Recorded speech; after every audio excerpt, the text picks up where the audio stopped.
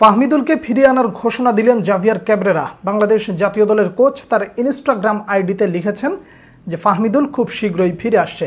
আমাদের প্রশ্ন হলো কবে এবং কখন। এই শব্দটা আপনাদের মুখ থেকে বা কর্তৃপক্ষের কাছ থেকে আমাদের জানতে হবে এবং তাদের ঘোষণা দিতে হবে।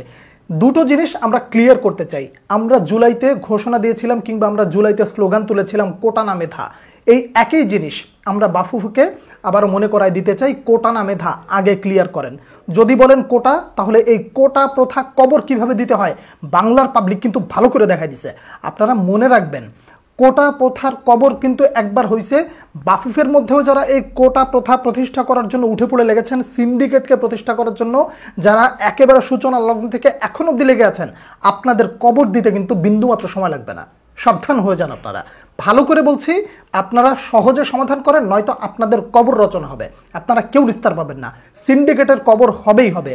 আজকে জাভিয়ার ক্যাবরেরাকে যেইভাবে প্রেশারাইজড করা হলো কিংবা তাকে কৌশলে তাকে ব্যবহার করে যে ঘোষণা দেওয়া হলো ফাহমিদুলের বয়স কম, এইরকম খোড়া যুক্তি দিয়ে আর কতদিন মেধাবী ফুটবলাররা তাদেরকে জায়গা দেওয়া হয় না, এই রিপোর্ট কিন্তু আমাদের হাতে আছে।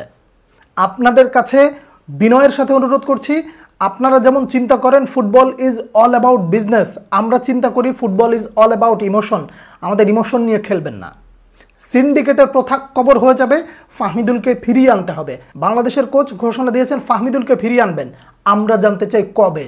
বিনয়ের সাথে আপনাদের সাথে কথা বলা শেষ। সিস্টেমের কানায় কানায় ভূত, এটা আমরা খুব ভালো করে জানি। এই ভূত কিভাবে ছাড়াইতে হয় জনতা কিন্তু খুব ভালো করে জানে। আমরা স্লোগান তুলব, বাফুফের এই মুহূর্তে জবাব দিতে হবে। আমরা জবাব চাই। এই ধরনের অপেশাদারিত্ব কেন হবে? তাবিদ আউয়াল সাহেব, আপনার আশপাশে যে সমস্ত হায়নার দল আছে তাদেরকে সাবধান করেন, নয়তো আপনার গদি কিন্তু নড়ে যাবে। আপনিও টিকবেন না এই জায়গায়। এইটা কারোর বাপের জায়গা না, এটা আমাদের বাংলাদেশের। এইটা আমাদের বাংলাদেশের, আমরা যারা ফুটবল ভালোবাসি, এটা আমাদের প্রাণ। আমরা যারা ফুটবলকে নিয়ে সামনের দিকে আগাতে চাই কিংবা ভালো কিছু চিন্তা করতে চাই, আমাদের ইমোশন নিয়ে খেলা করলে কিন্তু আপনাদের গদি টিকবে না, যেই হন না কেন। বাংলাদেশ ফুটবল ফেডারেশনের দায়িত্ব নিয়ে তাবিদ আউয়াল যে সূচনাটা করেছেন, এই সূচনাকে আমরা সাধুবাদ জানাই। কিন্তু তার আশপাশে যে সিন্ডিকেটের পাহারাদাররা আছে, তাদেরকে যদি তিনি প্রতিহত করতে না পারেন, তার গদি টিকবে না। তাবিদ আউয়াল সাহেব, আপনি আপনার গদি ঠিক করার জন্য হইলেও এই ধরনের সিন্ডিকেটকে প্রতিহত আপনাকেও করতে হবে।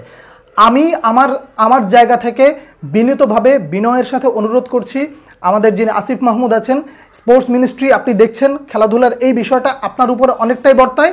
এই সিন্ডিকেটকে যদি আপনার হাত দ্বারা আপনি যদি এই বিষয়গুলোকে নিয়ে যদি হস্তক্ষেপের মাধ্যমে যদি শায়েস্তা না করেন, বাংলাদেশের ফুটবল কিন্তু একেবারে শেষ হয়ে যাবে। বাংলাদেশের ফুটবলকে বাঁচানোর জন্য খুব শীঘ্রই, অচিরেই আপনার হস্তক্ষেপ কামনা করছি।